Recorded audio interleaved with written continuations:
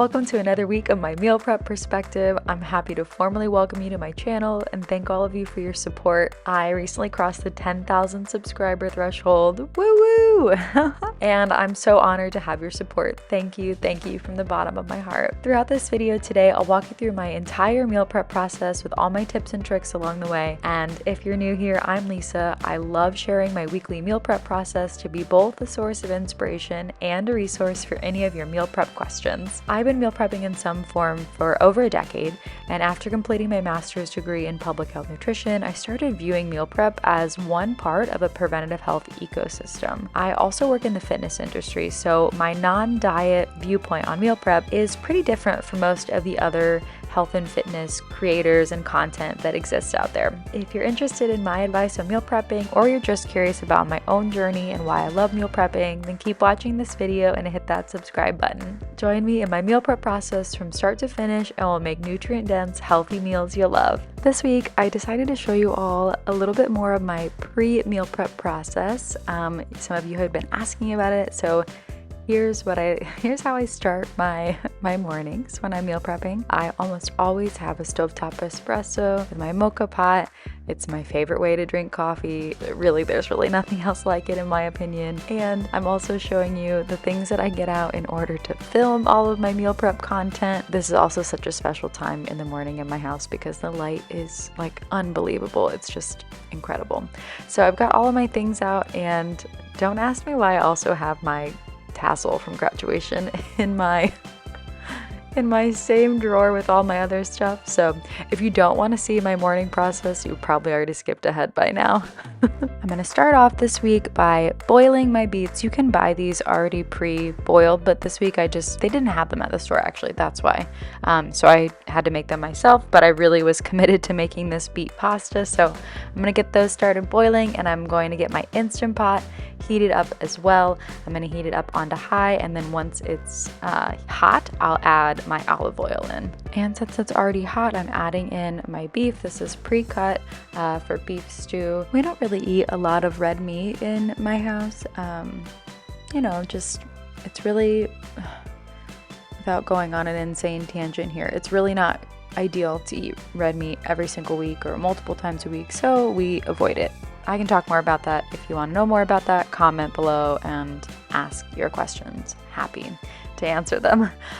So I also added in some onions here as well, and I stirred that up and cooked them until the onions were translucent. I saw this sauce in Trader Joe's this week, and I really just wanted to try it out. So this is their version of a Thai peanut sauce. Overall, I thought it was pretty good.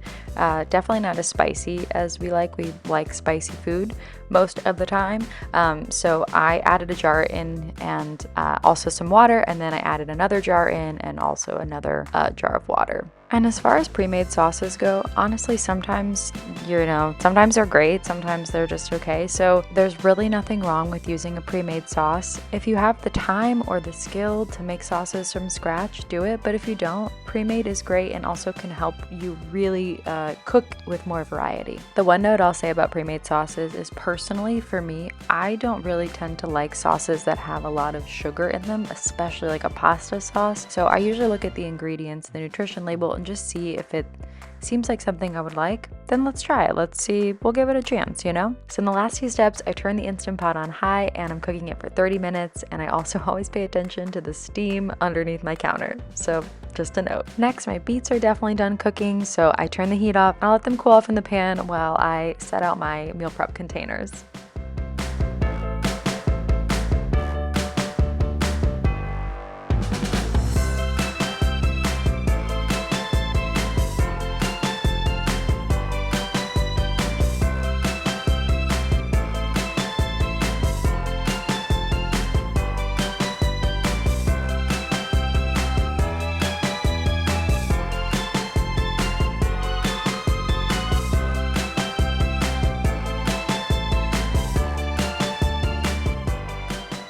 So now that my containers are all ready to go, the lids are off, I put them back into the cabinet actually, so they're not in my way at all. I'm gonna get started on my breakfast. I could have absolutely made this in the containers themselves, but the only challenge with that sometimes for me is then the containers have to cool off. So in this specific instance, I wanted to just use the sheet pan so the containers could stay cool on the counter, and my breakfast could be cooking at the same time. And yeah, so I also remembered after I'd already wrestled with the parchment paper for a minute, about the crumble up trick that one of you incredible subscribers taught me. Thank you for that. You can see how happy I was once I crumbled it up. Yep, still impressed, still love this trick. Thank you, thank you, thank you. So I'll get my parchment paper on there and then I'll get started on the next step.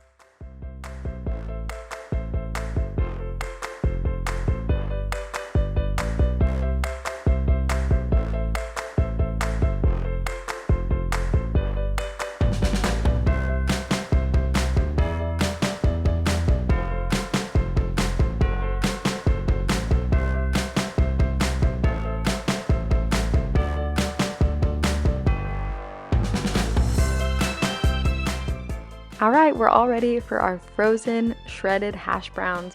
I'm gonna add these onto our baking pan first, because we are gonna add some eggs to these, but I want to give them a head start to get crispy, and they do that better on their own. So I'll get those down onto my sheet pan and I'll spray them with a little bit of olive oil too. And also to get them extra crispy, I'm gonna set my oven to the convection bake status. So that'll help them essentially be like air fried. That's what a convection setting is. So yay, into the oven they go. And just in time for this chef to drink some water. Your girl has to stay hydrated. Don't worry, I always drink water while I meal prep. I just usually do it off camera. So I decided to show y'all a little bit more behind the scenes today. All right, so what's next? I've got some diced onions. They're diced very finely, very small dice. So I'm gonna add those to my big bowl, and I'm also adding a ton of minced garlic, fresh minced garlic. I think I could always add more garlic. I feel like the limit does not exist. Although just recently my sister told me that she added too much garlic to something and we both didn't know that was possible. So, you know, you learn something every day. So we've got our onions, our garlic, some salt and pepper, and I don't think I've said what I'm making yet. I'm making meatballs. I'm making Cacio e Pepe meatballs. So I am using a Cacio e Pepe spice mix, but I knew I wanted to add a little bit more salt and a little bit more pepper, and also in a second I'll add some crushed red pepper because I wanted some spicy spice in here too. And you can see this is not actually the container that I bought the crushed red pepper in, but I added it in here once the pepper that was in here was out. It has a little grinder on top, so I just put my crushed red pepper in here just so it just, you know, I could grind it up just a little bit finer. And this is my Cacio e Pepe spice mix. My dear friend brought this to me from Italy. She's Italian born and raised, and brought me this mix when she was visiting, and what a sweet gift. She's the best. This was a great mix of lots of different spices, and honestly, looking back, because hindsight's 2020, I would have grinded these up. I don't have a mortar and pestle, but I think I could have just popped them into my blender, because the peppercorns, for my preference in the meatballs, was a bit much. However, my husband loved it and specifically had texted me during the week to say how much he loved it. So he loved the big peppercorns in the meatballs. I didn't like it as much, but it was still delicious and still had great flavor. So just to note there, if you're going to use a pre-made spice mix like that. I'll get everything mixed up, and once I do, I'll add in my eggs. I want to think about mixing up all of my like mix-in ingredients before I add the meat. That way I can get all of these ingredients really well mixed, so when I add the meat, I can incorporate it really well and easily and evenly too.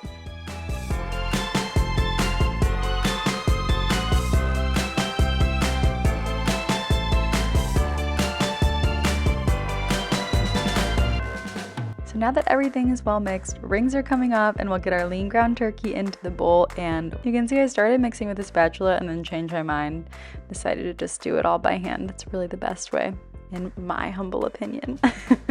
If you're not someone who eats meat, you can definitely skip ahead on this next part, since I'm going to be mixing this together by hand. And yeah, again, if you're not a meat eater, you probably don't want to watch it. And for those of you who stayed around, we'll get to mixing these and incorporating all these ingredients together. So when I make meatballs or meatloaf or anything, you know, like this, I am really thinking of doing it very like lightly. So like I'm mixing it, but I'm not like squishing things together. So I'm just like using gentle pressure to form meatballs and to mix everything together, but really not trying to pack it down or they just become too dense, they're dry. We want these to be the opposite of that. And especially since we're gonna bake them in the oven too, I'm not gonna pan fry them and then put them in the oven. It's just another step I don't care to do. So we're gonna bake them and we're gonna try to keep them like, you know, as light and airy as is possible with meatballs. So you can see I did the crumpled parchment paper trick here again, something I keep in mind when I'm making meatballs. Now this probably won't I wasn't super worried about it with this particular meatball recipe because I knew I was using really lean meat. But sometimes when you make meatballs and your meat's not as lean, a lot of the fat from the meat in the meatballs will be coming out onto the tray, onto the sheet pan. So with that in mind, in order to keep my cleanup as breezy as possible, I always try to make sure that my parchment paper really goes up on the sides so that none of that fat that's coming out of these is dripping out onto my sheet pan and creating more of a mess for me. All right, so as far as rolling your meatballs, again, doing this gently is going to really make these nice and tender, and keeping an eye too on how many you want to make and then trying to, you know, balance that out with what size. But this is just like anything else, kind of portioning it out, so you can always readjust and add more or take away from the ones that are different sizes. Once I'm all done here, wash my hands. It's gonna take a minute to wash these, and then I'm gonna get these into the oven, but I'm also gonna fold up. I didn't use, I thought I was actually gonna make these a little bit smaller, but I ended up making them a little bit larger, so I didn't use my whole sheet pan space, but you can see I'm trying to maintain that wall so I can make less of a mess once I get these out of the oven.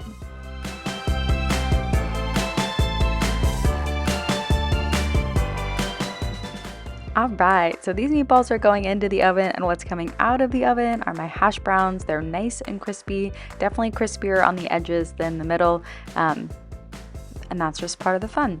If you really wanted to, you could stir them up and put them back in so they're like all the same crisp level, but I wasn't bothered by that. Here I'm taking some of the peppers I had previously frozen.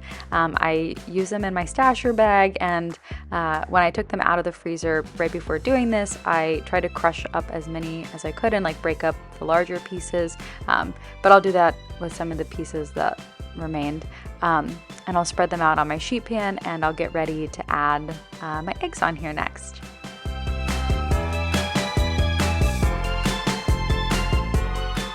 All right, I've got my largest liquid measuring cup out. One with a spout makes this just a little bit easier.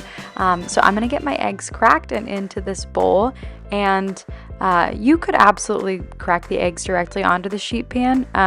However, I found that for meal prep, scrambled eggs is really the easiest way to keep eggs for meal prep.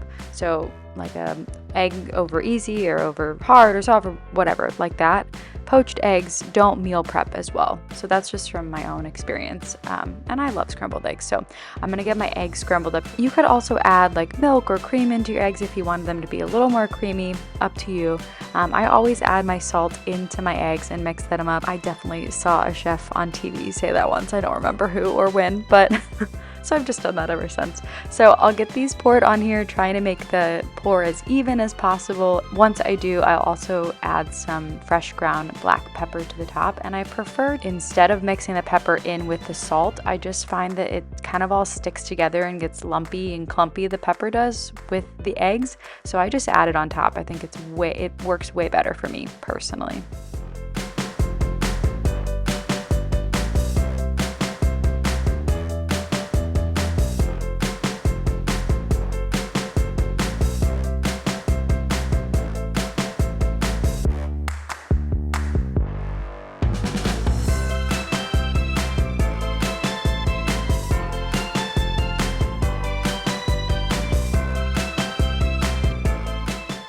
And now my next step, I'm going to use my favorite mini spatula. These are just really the cutest little things. So I'm going to use my little mini spatula to just kind of help even out the distribution of the eggs. And you could also just tilt the pan, but I just wanted to kind of make sure everybody was, on a level playing field. So now that that's all set, we're going to get this into the oven, and breakfast is that easy,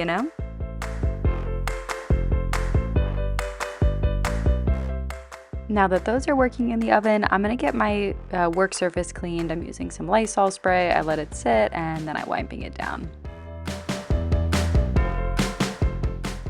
And we're back to our beets, baby. These are all cooked. I'm gonna drain them, rinse them, and I need this pan because I'm making orzo in here. So I'm gonna get my water boiling. I got my orzo ready. My oven timer also went off, so I opened, checked, okay, we're good.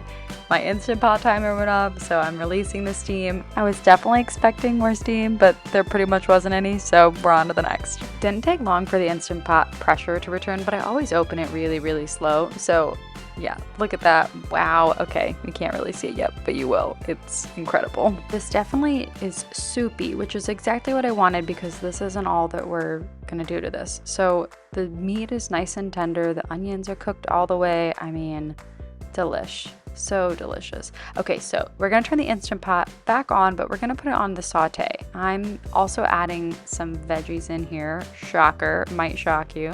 I'm adding in some frozen French green beans and also adding in one of my favorite bagged lettuces. This is the Cruciferous Crunch collection from TJ's. It's got kale, Brussels sprouts, broccoli, green cabbage, red cabbage. The combo is delicious. So first, we're gonna get those green beans in there. We're just gonna mix them up into the sauce. The sauce is plenty hot, but now that it's sauteing, it's just gonna cook them just a little bit more. It's warming them all up. And next, I'll add in that Cruciferous Crunch mix. It doesn't really need cooked. It's just really that the heat from the sauce is going to cook both of these enough. I kind of want them to still be crunchy. And again, that's definitely a tenet of meal prep, right? Is like if you were serving this right now, maybe you'd want to cook them, you know, a little bit more all the way through, whatever. But since you're not, you want to leave them just that little bit crispy. While that sautés for a little bit, I'm gonna get started on my coconut rice. Doing this one-handed was definitely not a great idea. I made a big mess. I knew I was going to make a big mess and I did it anyway. Oh well, we survived. So I'm gonna add some of that coconut milk into my rice cooker. And I've noticed for my rice cooker, it's just pretty basic, it's nothing fancy, that I can't add the whole jar of coconut milk. I did that one time and basically the rice didn't cook at all. So I learned that lesson a long time ago from my rice cooker. So I'll just add some of it in here. I'll add some of the more full fat parts and then some of the more liquidy parts as well. And then I'll fill the rest up with water and I'll save the rest of this coconut milk to go into the Thai peanut sauce and veggie mix. I didn't show it, but I also rinsed my rice. So I always rinse my rice. You should too. You should always rinse your rice before you cook with it. And I like to rinse it until the water that it's in runs clear. So when like anything like this with the coconut milk in it. So don't wait till you add it. It's too late. So I'll get this on and started, and that's perfect to keep going while I can switch to another task. And really that's the best part of an Instant Pot or rice cooker. They can keep working while you don't have to stand there. But now that that's going, I'll come over here and I'm gonna add the rest of that coconut milk to my Thai peanut mixture and I'll get it all stirred up. I'll say here too, we've got a beautiful mix of colors, and different colors in our foods mean that we're getting different nutrients. So different colors, different nutrients, great balance. I had completely forgot that I bought ready to eat edamame to put in here too. So once I remembered, I added it in here too and stirred it up. And this meal is pretty much done. While I was stirring that, my timer went off. My eggs are definitely done. They're looking golden and delicious. Now back to our beautiful beets. I'm gonna peel these, and if you don't want your hands to turn bright red / pink, definitely do this quickly and rinse them as you go so your hands, so it doesn't really stay on your fingers very long and stain everything. You could wear gloves, but yeah, it's really not necessary, right? So I'm gonna chop a few of these beets up. I'm gonna set them aside in a bowl. I'm gonna use these with my orzo, my pasta, and my pasta sauce, but I'm gonna blend the other beets. But I want some of these to remain in these little pieces. So these are going off to the side. And yes, my cutting board was stained pink. At least it's pink and pretty. And now for the fun part, the pink sauce part. This is so pretty. I'm just obsessed. I made another version of this somewhat recently, and it's similar, but they're different, and you'll see why in a minute. So I've got my beets in my blender cup. I'm adding in my fresh garlic, my juice of a lemon, my salt, and my olive oil.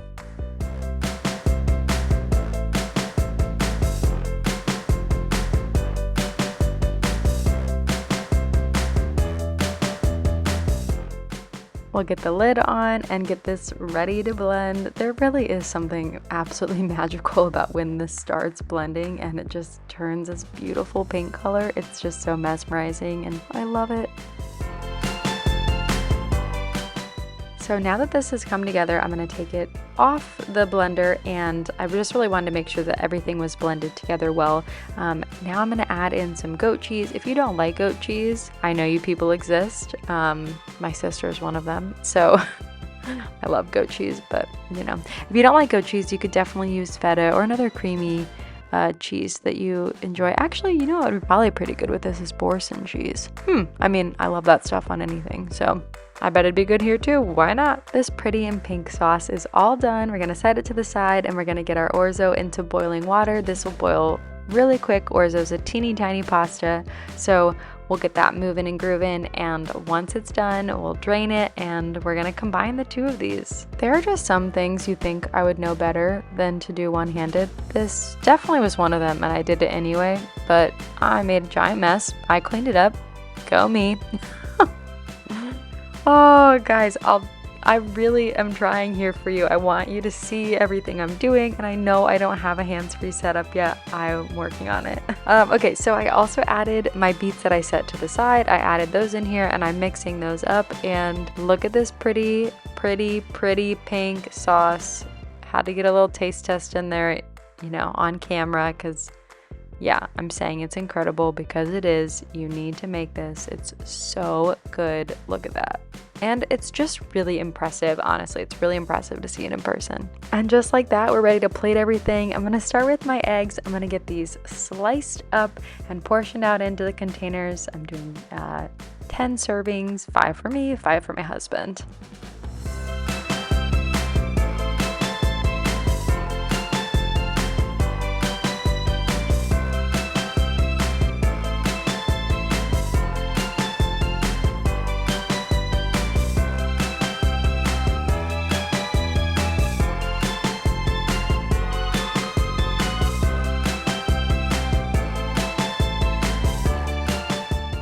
And we're moving on to lunch. I pulled my meatballs out of the oven, and I'm gonna make room for my pot to bring my pasta over here too. Just wait for this pasta to appear on the screen. It's so pretty, and honestly, I didn't even know that I liked beets until somewhat recently, and I honestly don't know how I went so long without them, truly. Plus, what other food naturally has this color? Literally like nothing else. And you know what that means? That means that beets have different nutrients than almost anything else we're eating, so we need them in our diet. Yum. So I added my pasta mixture in too, and now I'm gonna add my meatballs. I'm gonna try to avoid the black and burnt crispy parts on the bottom. I don't wanna eat those. You don't wanna eat those. Burnt food is also something that's like a known carcinogen, so we just try to avoid it. Again, we are not fear-mongering here. We're just saying reducing our risk is better than not reducing our risk. So I'll continue on. I'll add those into the containers here, and then we'll get on to dinner.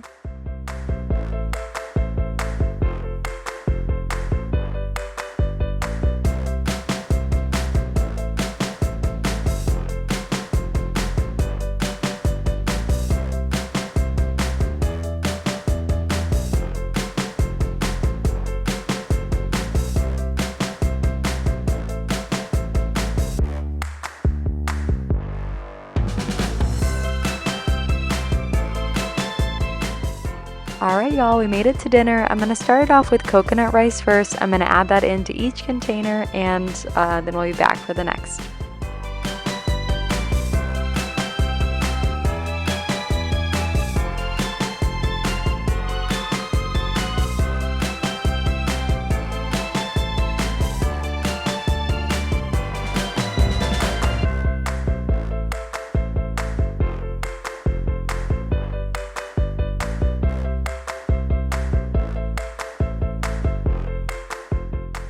Our rice is done, portioned out. Yay, we're almost to the end. So now we're gonna add in our beef and veggie mix with the Thai peanut sauce. I'm gonna get that portioned over here. Absolutely smelled so good, so delicious. I'll get some of that broth in there too. I'll get these portioned into all the containers, and then I'll come back because I have one more thing I'm gonna add in here, a little bit of a surprise.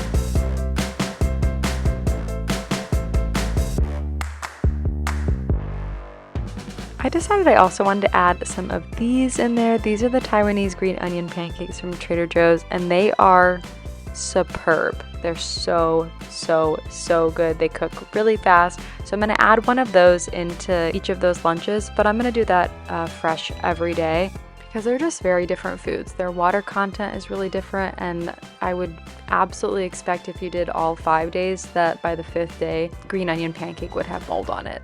Just not what I would recommend. Even if you're freezing it, it'll just be better to cook these fresh every day. So I split this one in half and put one in my dinner and one in my husband's.